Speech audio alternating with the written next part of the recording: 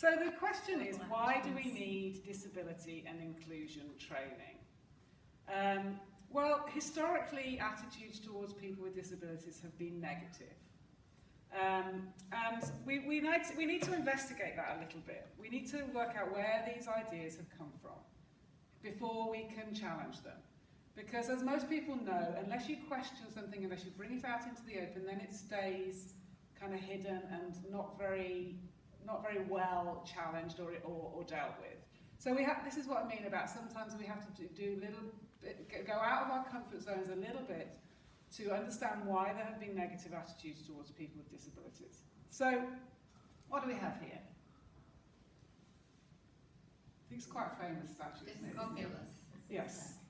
So, a representation of the ideal body. Now, me, you, and anybody in this room has probably never had anything approaching the ideal body. Exactly. But, you know, in Western culture, ideas about the human body have been dominated by the Greeks and Roman ideas about the body beautiful, which the statuary is classic examples of that. Indeed, philosopher Aristotle advised that people should get rid of a child that was imperfect. So these are very ancient ideas about what is a body should be like, okay? So sort of from these beliefs arose the idea that good is beautiful and deformed and disabled are bad. You know, and we're all brought up with these ideas, whether we like it or not. I'm just going to move that away because I don't think we actually need that. Whether we like it or not, those ideas are part of our culture. And these workshops are a part of the way to challenge those parts of our culture. In medieval times, social upheavals such as the plague made disabled people the scapegoat for what was seen as God's vengeance on sinners. So this is a plague doctor, obviously, who was trying to protect himself from the nasty, diseased sinners. So just people with disabilities, because this is really talking about people with markedly noticeable physical disabilities, were seen as the sinners who brought disaster to society. They were blamed. I mean, and this idea of scapegoatism, and when we see it in the press every day, even in modern times, it happens. We try to find somebody to blame for what's going on, and disabled people were an easy target for that kind of thing. Blame was often placed on travellers, suspicious people of any various kinds. Many people believed that the Black Death was punishment from God. And this is a common illness story. So when you look at the history of medicine and illness, it's a series of stories about why bad things happen, really. So an illness story is a story that's created a social reason, not a medical reason, not the cause of the illness itself. It's a social reason why we invoke for bad things happening. And this still happens today. Most epidemics, there is some kind of social reason. AIDS is a good example. You know, it's a punishment from God because you're bad in some way, rather than an infectious disease. You know, those are two very different explanations of what's going on. And this isn't, it's not just epidemics. I mean, for many years, cancer was seen as a disease of repressed people. You know, they just haven't expressed themselves very well, and so therefore they, whatever, I don't know what the logic is, but there's, I mean, I taught a course in medical humanities for a while, and we did a lot of stuff about how illness is represented in poetry, and there's all sorts of poems about how people get cancer because they didn't express themselves properly, and it's a very common kind of way of explaining things. Were you going to say something? No, okay. Just marveling at that. Yeah, no, it's, I mean, you know, I've kind of done quite a lot of work in this area, and I'm still amazed when I go back and do my research that, you know, that this is the stuff that people use as their explanations for things.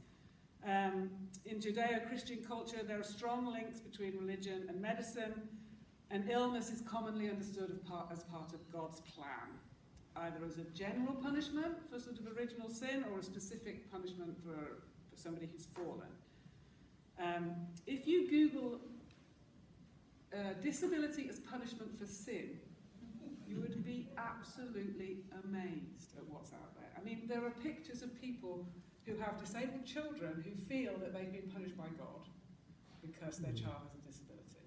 You know, and this is part of the inheritance that we're trying to deal with in this kind of work, is try to challenge some of that inheritance. There are churches that are especially for people who have disabled children because their normal church won't accept a child with disabilities in it. You know, so you Google something very simple like that, and you will see, you know, I can't go to church anymore because I have a disabled child. Now, you know, to most of us that's a stunning idea, that a church, you know, churches are supposed to be compassionate places that accept everybody from everywhere, but it's incredible what's actually still out there in this area, kind of thing. Here we have Christ healing a leper, of course. You know, your sin can be taken away if you adopt the rules of the society. And then, of course, not just were people seen as sinners, they were also seen as freaks, as some kind of form of entertainment for everybody else who was normal, of course. People with leprosy were seen as sinners. Changeling children, i.e. those with congenital disabilities, were drowned on order of the church. The Bible's full of negative images of people with disabilities, and folklore similarly linked people with disabilities with evil. Deformity was the mark of sin. In the 18th and 19th centuries, ships of fools containing mad people, again, mad people, sailed from port to port, and people came to ogle and laugh at them. And this tradition continued with freak shows where people with differences were displayed for entertainment. Freak show history is a huge one in museums, actually. We did a whole load of work on the freak shows. And just as Africans were in the early days of colonialism, you know, people were displayed for other people's entertainment. If anyone is a theorist amongst you, this is the whole idea that Susan Sontag, feminist thinker, came up with, the idea of the other, which is the different people, the not normal people. Let's just flick this over here. So the concepts behind these ideas obviously went to a very nasty place with Hitler and eugenics, when people believed they could improve the quality of the human race by selective breeding, and undesirables were shut away, sterilised and murdered. Hitler characterised people with disabilities as useless eaters. So that's, you know, that's not even 100 years ago, that's, you know, 70 odd years ago. So some degree of separationism has continued until very recently.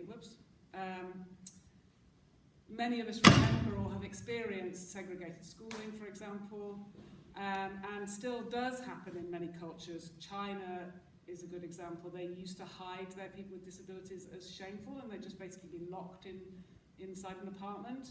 And then, interestingly, attitudes changed with the Beijing Paralympics, because they realised that they actually needed these people, because medal tables were a huge deal to the Chinese. I mean, John, my husband, was in the Beijing Paralympics, so he was he was there and saw some of it. But there are some really good examples of athletes who, you know, said, until the Paralympics came, I was ashamed to my family, and now I'm somebody that they're proud of. You know, so this is an example where the outing, if you like, and inclusion can make a huge cultural difference. A huge cultural difference. So, and that's just in our lifetimes. And attitudes did dramatically change. So it just shows you that you know, these things can change if there's motivation and if there's the push to get it out there. So this is kind of like the history of the negative attitudes towards people with disabilities, and you know, most of us wouldn't like to think that we have those attitudes, but as I said before, until we bring them out and examine them and put them out there in the room, then they will never be exposed. So it's kind of a challenge to put ourselves through that, but it's kind of important. The other side of where the attitudes have come from is the medical model. Does anybody know what the medical model of disability is? Okay. So the medical model is the traditional approach to the diagnosis and treatment of illness as practiced in the West. So the physician, the doctor, focuses on the defect or dysfunction within the patient, and it's focused on physical and biological aspects of diseases and conditions. So this is basically the crude idea that the body is a machine that can be fixed. I don't know if you've ever seen this, it's quite a famous pictograph, or whatever you call it, by a German artist about, and it's actually looking at the body. This was a chemical plant in the 30s in Germany or something like that, that he used, a German writer and artist, Fritz Kahn, depicting the human body as a machine that can be fixed. So this is another very strong influencer on how and why we have our opinions about disabilities. A disability is something that can be mended and fixed, and that therefore should be mended and fixed, which goes back to our first slide, which was the perfect body. So really, a body has to be made back to the normal standard. But there are more influences on health, aren't there, than just what the body's disease and dysfunctions. Can anybody think of other influences on health, for example, than just absence of disease or being fixed? What other things might influence our health? How we eat. Yeah. Our environment. Yeah, exactly. Or how much exercise we get. Exactly, yeah. So no matter how much you fix the body in the doctor's sense, unless you eat properly, unless you have good social environment, unless you have a good healthy lifestyle, plus there's many other factors that people would put into that equation, wellness equation if you like, that looking at the body as a machine, looking at the medical model of how to fix a disability is too narrow an influence. The medical model regards the limitations that people with disabilities have as resulting primarily or solely from their impairments. If they're not sinful, evil, or criminal, they're broken and need to be fixed. Okay? So in contrast, the social model understands disability as the relationship between an individual and their social environment. Okay? So disability isn't necessarily the problem. This is the difference between the medical model of disability and the social model of disability. In the social model of disability, there are adaptations that can be made, there are adjustments to the environment that can be made, there are adjustments in attitudes that can be made, which mean that the disability can be accommodated rather than excluded. So I hope you can see how the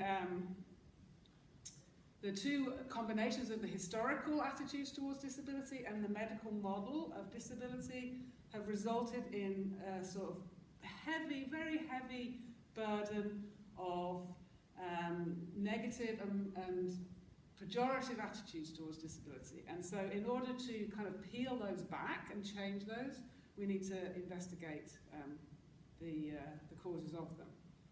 So the social model, in the social model of disability, people with disabilities are disabled by attitudes, by low expectations, and by environmental barriers. Okay, so those are all areas where people can be excluded. Actually, a lot of thinkers in this area have gone further than this now and say that disability is actually it's a human rights issue. You go past the medical model, you go past the social model, and you get to human rights. People are disabled by society, not just by their bodies. The barriers can be overcome by governments, non-governmental institutions, professionals, people with disabilities, and families work together to enable and promote the rights of people with disabilities. People with disabilities are among the most marginalised groups in the world. They have poorer health outcomes, lower education, less economic participation, higher rates of poverty. This is true even in Canada. There are around 1 billion people with disabilities in the world. They are often the poorest of the poor. The stigma and discrimination they suffer are common in all societies. So it's very nice to think that Canada is progressive, and it is in many ways compared to many other countries, but there are still an enormous amounts of barriers that are happening out there. This is just a quick sort of literary interpretations of people with disabilities. Captain Ahab, who has obviously lost his leg to in Moby Dick, lost his leg to the whale, and went out to kill the whale in vengeance. This is very common representation of people with disabilities, that they are bitter and vengeful and out to get society. Then, of course, they're criminal and mad, like Dr. Strangelove, whose own hand would try and strangle him. If you think how powerful these filmic representations are, there's almost no film where the monster isn't hideously deformed in some way. Monsters don't come as, Brad Pitt, do they? They come as, people with disabilities. And then, of course, there's the charity advertising out there, which is less common these days, but was very common, really, in the sort of 70s and 80s of, trying to evoke pity, trying to make people feel guilty about their own situation in order to raise money, which, is not what we're looking for, really. People with disabilities are not looking for pity. So that's kind of another one of the ways that people with disabilities are framed in our society. And then, of course, there's the access issue. Okay. The world has become a different shape because you have a disability. So I'll talk a little bit more about this later on, but that's an obvious example. Everybody's welcome. Actually, they're not, because the environment is disabling. So not only do people treat you differently, but the world has become a different shape. And we touched on this a little bit when we were talking about our own experiences with disability. The world literally becomes a different shape and a different place that you have to relearn your way around and learn to negotiate. So that's just a quick example of that. And then, of course, there's a different view of disability. This is the wonderful and charming Stephanie Dixon, who's a good friend of mine. She's a swimmer, an amputee, obviously, was born with her disability. She's won something like 20 swimming medals, like ridiculous amount of medals. She lives up in the Yukon now and goes ice climbing and whooshing with dogs and all kinds of crazy stuff like that. But this is more common now that you see this view of disability, but it's still generally, the general view out there is not this kind of bright, high-achieving, positive image. So images make a difference, and this is where the museum can come in, because positive images is what museums do, isn't it? They tell stories through objects and images. So this is a different view of disability here. So that's some of the background to why we're here, because of this kind of weight of history and this weight of medical models and the weight of negative images has created an atmosphere of some degree of fear, anticipation, apprehension around working with inclusion. But we will talk a lot more about how inclusion can be a hugely positive thing. But I just want to finish my little section here by telling you a little personal story, because again, they're the ones that really get over the message. I became involved in this field after a serious accident in Africa in which I lost my left leg. My leg was literally sliced off at the scene. So I'm sitting there and my leg's there. And I remember distinctly sitting on this mountainside in the jungle in Cameroon, in West Africa, and literally staring into the abyss, like looking down this hillside and thinking, what has happened to my life in that second, because of the cultural and medical stereotypes that I'd absorbed, I could see nothing good about this situation. I could see nothing. I felt that my status, my opportunities, my choices, my power, my sexiness, all those things had been taken away from me in like a second. And that is all I could see. I saw nothing but obstacles and problems. And that was because of my inherited view of what disability was. I mean, obviously it was a pretty traumatic situation as well. I'm not saying that, you know, everybody would feel that to a degree, but the weight of that inheritance was there in me. And of course, these instincts were confirmed by the reaction of the locals who helped us get away from the scene, because in Africa, becoming disabled means the end of any agency over your own life. You know, you become a dependent if you're lucky enough to have somebody who will look after you. So it was all kind of screaming and wailing and disaster, you know, as far as everybody was concerned, basically. So becoming an amputee and being thrown, after having years of pretty much taken for granted health, into this kind of mystifying, terrifying world of hospitals, rehab, long-term health considerations, all those things involved a fundamental re-examination of me and myself, of my relationship with the world, which goes back to the picture of you're welcome. Oh, am I? So acquiring a disability, and you know, note the awkward language. You know, I acquired my disability. You know, it's like I lost my leg. It's all kind of euphemistic, strange language that you get involved in when these things happen to you. It propelled me into writing because I had to write, because I had to try and make sense of what was happening to me and the new shape I had within this world. And I had to find something positive in this situation. And you know, that's where people like Terry Fox come into the story. You know, we come back into a circle with Terry Fox. So I had to find my way back into a life that was completely unfamiliar to me, that I knew nothing about, had no understanding of, and no vision for. Now, obviously, since then, things have been very different. I'm just going to skip through Amy's things here. Gone sailing. So this is what my life was and is. Gratuitous Rio shot.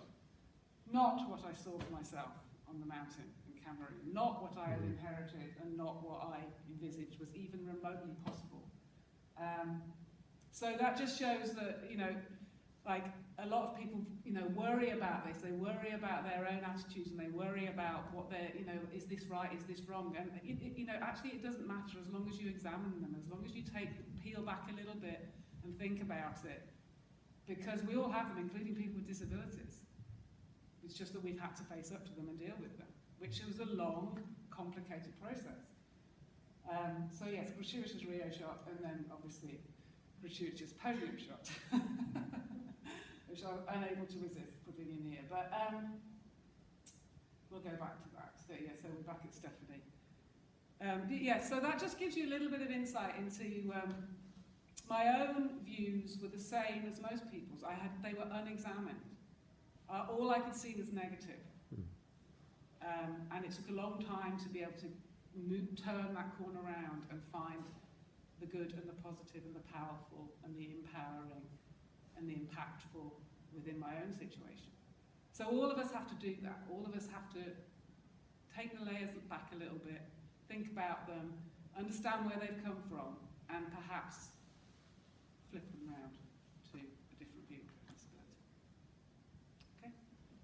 So, I don't know where we are in time now. Does anybody know? I think we're just about to take a break. Yes, so we'll take a 10-minute break. I have a question just before the break. Of course. Jackie, through your conversations with other individuals who've had amputations, the sentiments that you experienced on the mountainside in Cameroon, is that something that's echoed amongst the crowd, that you, like Stephanie, for example? Well, if you're born with a disability, it's kind of different. Yeah. I mean, Steph has had her big challenges with her body image, for sure. And you wouldn't think it, because she's the most glamorous person you'll ever meet, from my point of view. But her story was that she was born without a leg, and her parents, through fortune, I think, just managed to put her in a pool and realised she could actually swim like a fish, and we're not talking like a really fast fish. So, and she said as soon as she got into the pool, she felt like that was her home, that was her environment, because She had no awkwardness in the pool, in the water. And I feel very much the same. Almost as soon as I could get back in the swimming pool, I was back in there because I move nicely in the pool. I can be graceful and you know, on land you're always kind of a bit, or we feel a bit like a penguin, you know. In fact, my first guy I used to sail with back when I was on the GB sailing team, he called our boat Gentoo, which is a type of penguin, because we were awkward and clumsy on land, but when we get in the water we're fast and sleek and all that. So that's what our boat was called. So she had that experience where she felt very, so as a child she was, you know, really happy in the pool all the time, and then of course puberty hits, and then you start dealing with body image issues and sex, and so she had a long time where she wasn't kind of friends with her own body because of that. She was an athlete, an extremely successful athlete, but in terms of her own feeling about her own body, she had that challenge. Didn't hit until she was a teenager. My experience with other amputees, yes, for sure. Yeah, it is. I mean, for me, it was very dramatic because my leg was gone, and so it was like an instant change to your life. Like the fork in the road wasn't kind of a gradual fork; it was like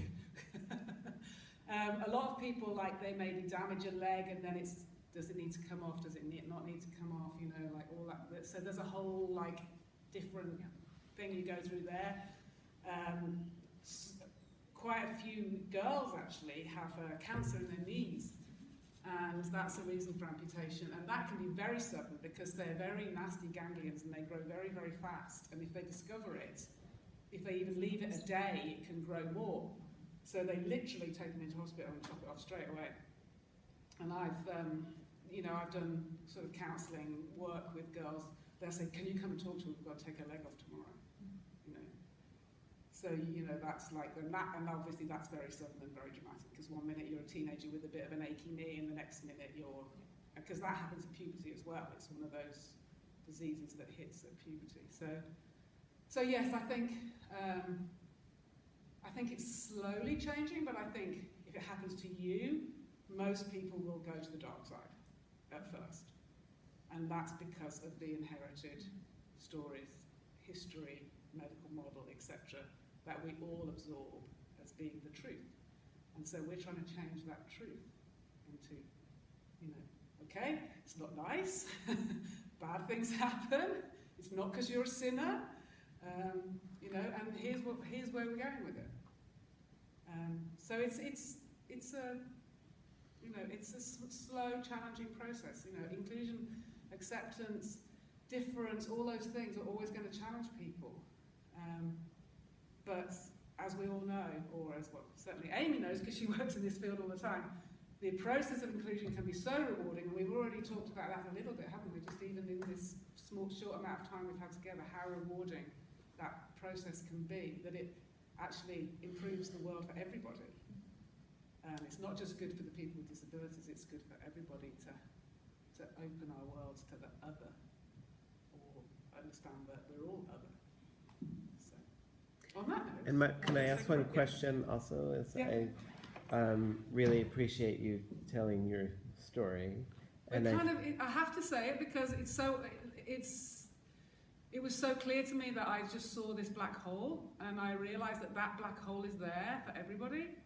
This fear of it, this fear of what would it be like if I lost my leg? I mean, and that is a very common thing for people to say to you. Oh, well, I could never cope with it.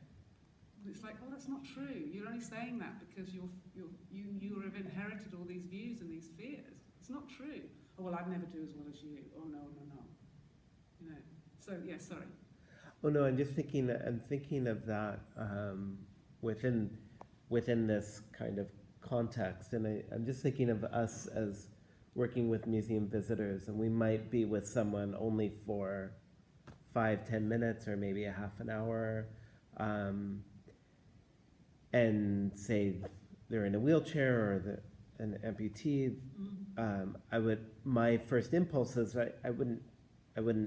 I might be curious what their history and story is, but I also wouldn't want to, that's only a part of who they are, that's not, so I don't know if this is a a question that anyone else is thinking as well, but just that sort of line between wanting to be respectful, but also wanting to like be open to hearing their story as well. So it's, I think within a museum context, when it's such a short period of time that you're often with a museum visitor, do you have any sort of, I mean, everyone's different, right? So it sort of depends on the dynamic and the trust and the and who the person is that you're speaking to. But is there any sort of kind of Top tips. yeah? Well, it's a very interesting. Is that a area. fair question? Almost every question that you ask in this area is interesting like that, because it does bring up another huge area, and that is that when you have a visible disability, you've become one of the other, the people who aren't normal, it kind of makes you public property in the public's eyes. And I mean, there is literally not a day goes by when I won't get somebody running across the street and going, "Oh, my auntie used to be on crutches," or or "Oh yeah, well I know somebody who lost their leg and this happened and that happened and they had diabetes and blah blah blah," and I mean, and the kind of line that you use to sort of try and judge it is like, would I say this to somebody who didn't have a disability? Would I run up to them and go, "My granddad wore glasses"? Right. And in fact, I am thinking of making a little spoof video of this kind of thing. Please do. I mean, and it's kind of very politically incorrect, but when you go running up to somebody and go, "Why are you so fat?" Because that's exactly what happens to us. What happened to you? What, like this. So no, you can't do that. Like, no. Totally. And it's like, just like, because the disability is not your property, so it's not your right to go around and make comments on it. However, if you're in a museum context and you're in a small group of people who are on a tour, and the person expresses an interest in something that is relevant, you had the Terry Fox exhibition is a perfect example. Perhaps somebody in a wheelchair or with an amputation, and you're guiding them around, and they make a remark that shows that they've got a particular interest in an object or ask a question, then I think that that's appropriate to ask them whether there's something they, perhaps they want to share with the group about this object. Why does Terry Fox always have rusty socks, for example, which is my favourite thing? Because only amputees have rusty socks.